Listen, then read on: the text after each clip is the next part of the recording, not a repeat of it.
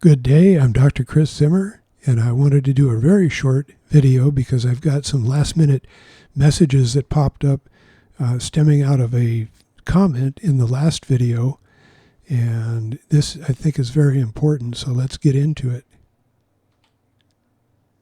Okay, so for some background, a little while back I did a video in which I showed where the moon occults Venus on September 5th at a time of 6:00 a.m. and this is over where that eclipse happened over Argentina and Chile, but this was roughly about a month before that, and an interesting message came through that was 600 or restore again, and we have a 7-1 in the usage, and that points towards Tishrei 1. So we're being told by this moon occultation that we are to look at 7-1 or Tishrei 1 to be restored again.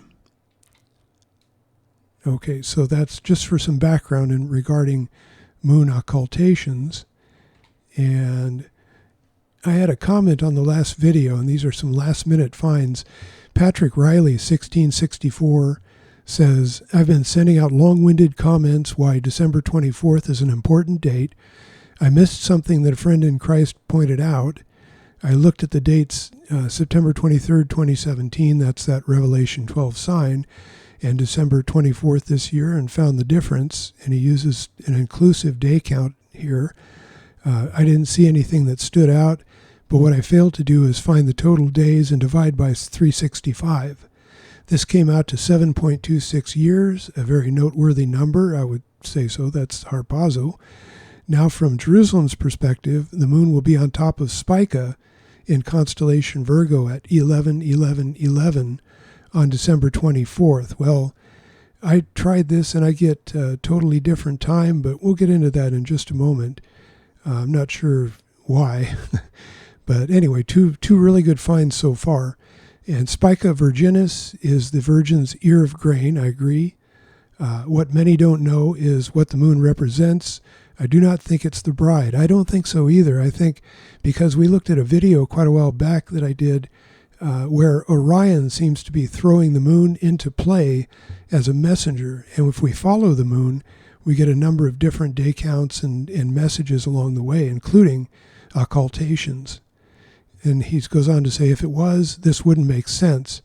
Looking at Jewish culture, at a wedding, the bride circles the bridegroom 7 times. Well, since the Revelation 12 sign, we've seen that the earth carrying the bride has circled around the sun over 7 times. So, and then going back to this day count that's inclusive, I haven't had too much luck when I've done that, because if you include a partial day at the end, then you get a full day count for that, and it seems to go awry. So I don't do it that way. If you don't do it that way, then you're going to wind up counting, I guess, to December 24th. But this is a great find, and I think we can hone in on this. So let's take a look. If we do this from the standpoint of December 25th, and we count from the Revelation 12 sign, we get 2650 days. And using a solar year, 365 days, we get 7.26 years. So if we use the average solar year, 365.25 days, and we divide 2650 by that, again, we get 7.26 years. So both give us the same answer, as if to confirm it. And on the last one, we had to round up, but it genuinely gives 7.26 years, harpazo. So that in itself, that's a fantastic find. I think that's a great find. I had been looking at this for a while, and I passed that up too. I didn't figure dividing by the number of days in the year, but that's excellent. So that's one count, or one find. Let's go through the next. So the next one, he's saying that the moon is covering Spica, and this sign has already passed now. This happened in 1224, and the time I find is 21:12:55 p.m. Israel time, and this looks like it's just about perfectly centered over Spica, from, vantage point of Jerusalem. And let's see here. Okay, so let's take into account the day 24 in the year 2024. Moon occulting Spica gives us 2024 in Strong's, which is Jesus. So this message seems to be tied into Jesus. And again, this is an occultation, and the moon, as we've seen previously, seems to have been thrown into play by Orion just for this purpose. And then if we look at Strong's 2112, the time, it says immediately, straightway, and forthwith. So it's as if Jesus is saying this is going to happen immediately. And we can see again that, like Patrick drew our attention to, that the moon is covering Spica, which represents the ear of grain. So this is as if to make the ear of grain disappear. It's covering it up completely. And that's reminiscent of the rapture. Well, we also have another message we've seen several times in a number of different places, which is Strong's G55. That's the seconds, and that is sincerely. So if you put the whole message together, it's as if Jesus is saying this covering up of the ear of grain, or making it go away, as it would be in the rapture, is going to happen immediately, and he's saying it sincerely.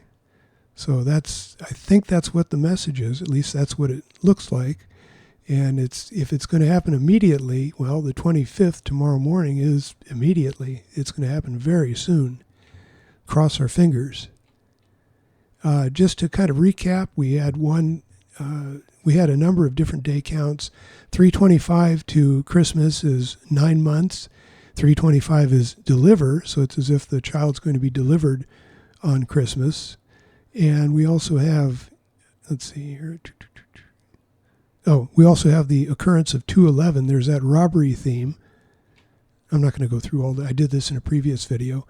But if you look at Nissan 1 to Christmas, Nissan 1 last year, 643 days, and it says depart, or to prepare for departure. So we're getting this, rapture vision all the way through here. If we take the sign, or the day of the signs in last year or on 9/19, we had the child asteroid birthed. We had the head coming together with the body. We get a couple of messages from that to Christmas, and that's forbearance and sincere. So there's that sincere again. And forbearance means, be patient, stick it out, here it comes. And then if we look at the end of the year, 1231, from that point of view of the day of the signs, we get reward and sing, as if that's by that time we've gotten our reward and we should be singing. And then also looking at the 3 great American eclipses, that formed an Aleph, and it looks now like we may get the other side of that, or we may get the finish of that H853, which is Aleph Tav, representing Jesus. And there is a Tav in that last set of eclipses on the right, which forms a silver trumpet. And if we look at Merry Xmas, that also forms a Tav. So this would be the day, essentially, of the Tav, and you could say Merry Tavmas. And I noticed in the comments that some people were talking about X being taking the name of Christ out of Christmas, and that's not necessarily true, because this tradition started a few hundred years ago, and what the X stands for is Chi in Greek, and that's the first letter of Christos. So it's just shortening his name to his abbreviation or his initial. And it's interesting that if you put Aleph Tav together, which looks like an X or a Chi, then you get his initials again. The Aleph Tav, the Alpha, the Omega, the first and the last. So it's all about Jesus. We're not taking him out of Christmas. We're just using it in a different way to show, a beginning and an end, an Aleph and a Tav. So I just thought that was kind of interesting. And finally, I put the date and the times back up there, and it looks like we're honing in on the correct day and time, I believe. At least I cross my fingers. I hope this is it. If it is, then tomorrow morning is going to be an exciting day. So God bless you all, and hope to see you in the sky.